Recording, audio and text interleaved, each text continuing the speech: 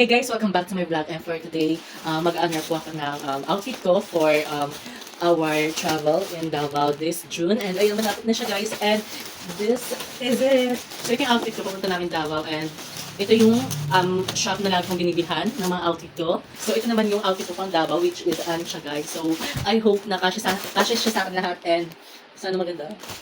So ito na, hanap na natin. So check natin baka mamaya may mga sira, di ba? So pwede natin siya ibalik.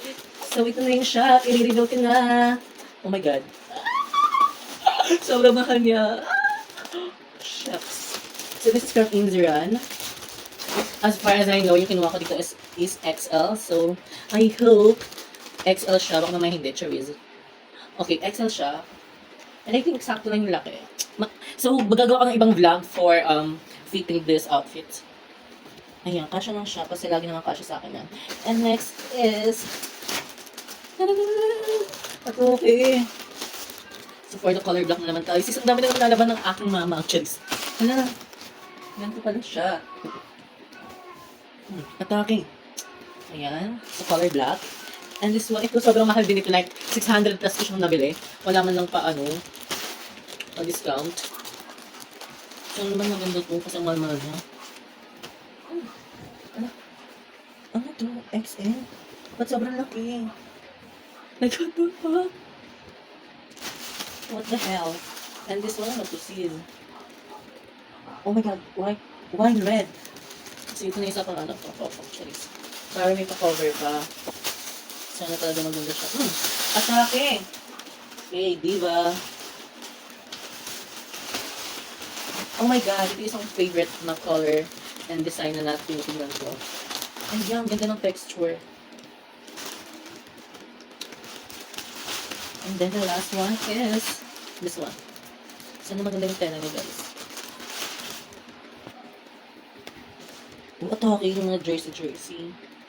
Perfect. Anong size? 2XL, kasi wala na siyang XL doon. So, see you in my next vlog. So, if-fit ko siya, and ayan, hindi pa ako nakapagpag-grip na maayos and malapit yung camera. So, next time na lang. And see you guys!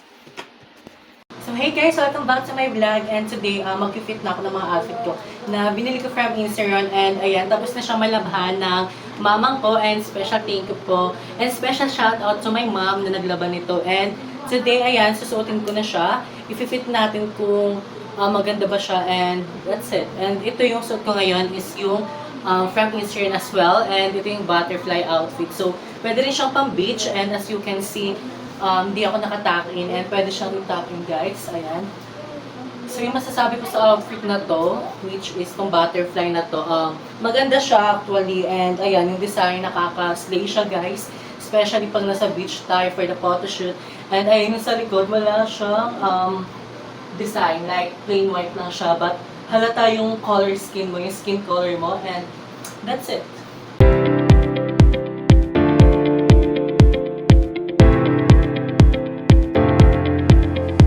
So I'm back. So ito yung isa din sa binili kong damit for my outfit sa Davao namin. And ito yung nauso ngayon sa TikTok, but iba siya sa TikTok, but same design.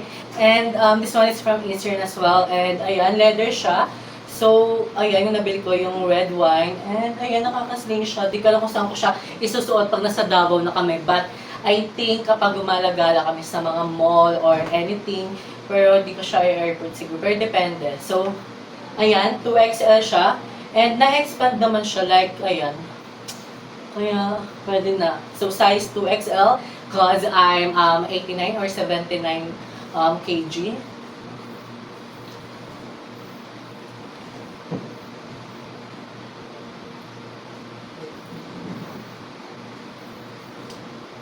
Diba yung sa yung sa TikTok, pwede din siya yung sa likod, yung zipper na.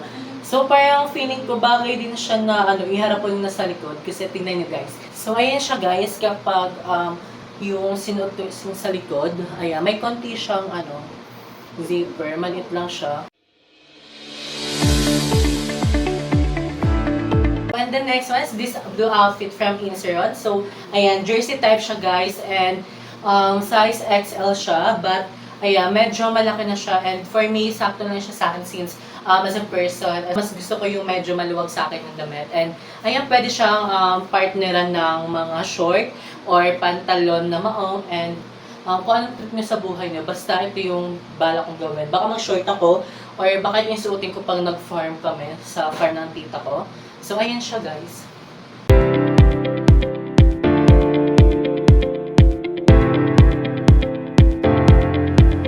So, this is the next outfit that I bought in Inseron. And ayun siya guys. So, t-shirt siya na black and I think XL yung pinili ko. So, ito naman is like, masikip siya, like, magana talaga siya sa body mo. So, fit na fit siya. And, ayan, may dalawang zipper siya here sa shoulder natin. And, pwede mo siyang tanggalin kung gusto mo. Hindi siya ganun kainit. And, ayan, na-stretch din siya. Tulad mo sa red kanina. So, ayan. Pero di ko alam kung saan ko siya susutin sa Davao. Pero since madami naman pupuntahan, baka bahala na kung saan ko siya gagamitin. Basta may pang-aura ako, sis. So, ayan. Binablog ko siya since wala masyadong content ng mga damit from Inseron. And I think this is the time para magkaroon ng mga content creator na bumibili ng damit sa Inseron. Kasi sobrang ganda talaga ng mga damit sa Inseron, guys. I swear. Like, pwede mga pambaba. Like, nagsusupport sila ng LGBT community. Kasi halos lahat ng mga style nila is mga, ano talaga sis, pakak na pakak. So, ayan. So, ayan siya. Medyo di ko siya bet kasi masyado na wala yung tummy ko and taba-taba ako. But, syempre, it is ganda and dapat confident tayo na magdala ng mga outfit natin every time that we walk.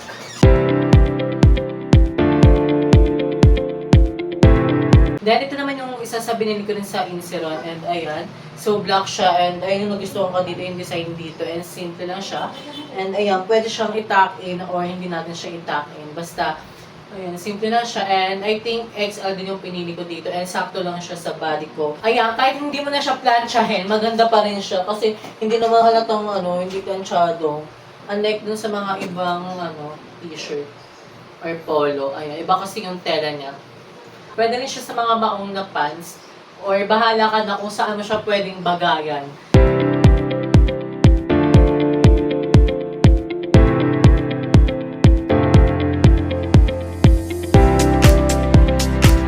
So, ito naman yung next. Ayan, color white siya. And ayan, mahaba siya dito. Like half sleeve siya. And ayan, may rin siya zipper.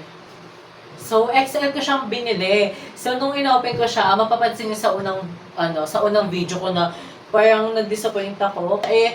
XL siya. Tapos, every time naman na pag bumibili ako ng XL na damit, like, sakto lang siya. Tapos, nung dumating ito, grabe, ang laki niya. So, I decided na parang pwede rin siya sa mga parachute pants. Since, ayan, masyadong maluwag siya. So, I think pwede siyang bagayan doon. And di ko siya alam kung saan ko siya susutin pag nasa Davao. Pero ang ganda ng tela na like, hindi siya mainit. Pero ang laki niya lang. So dapat, I think kapag nasa 79 or 89 kang size, dapat mag-large lang tayo guys. Since ang laki ng XL na to, atake.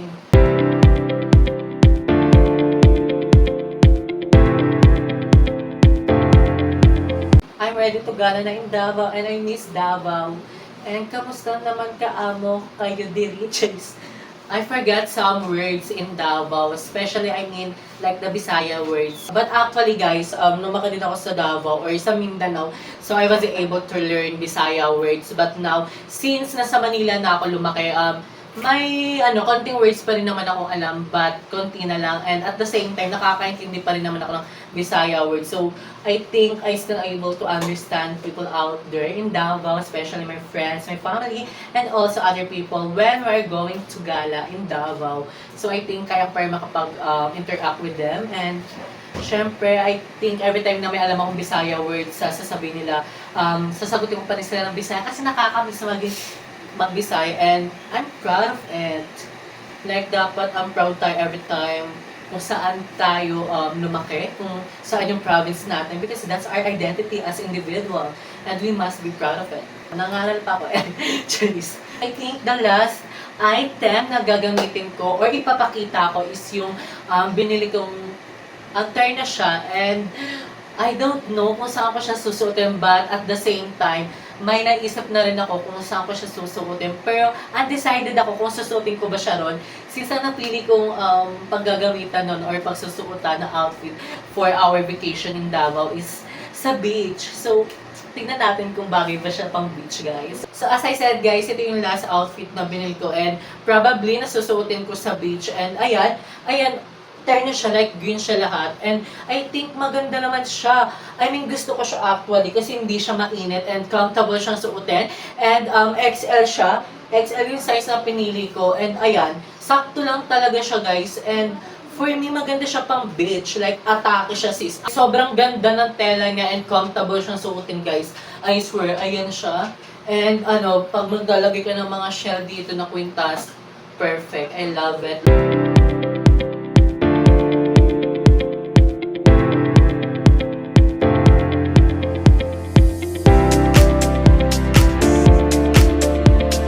So that's it, guys. So ayan yung vlog ko for today's outfit fitting. And ayan, ito yung I think pagbabalik alindog ko sa pag-vlog since ang tagal ko na rin napastop mag-vlog kahit wala namang nanonood, charis.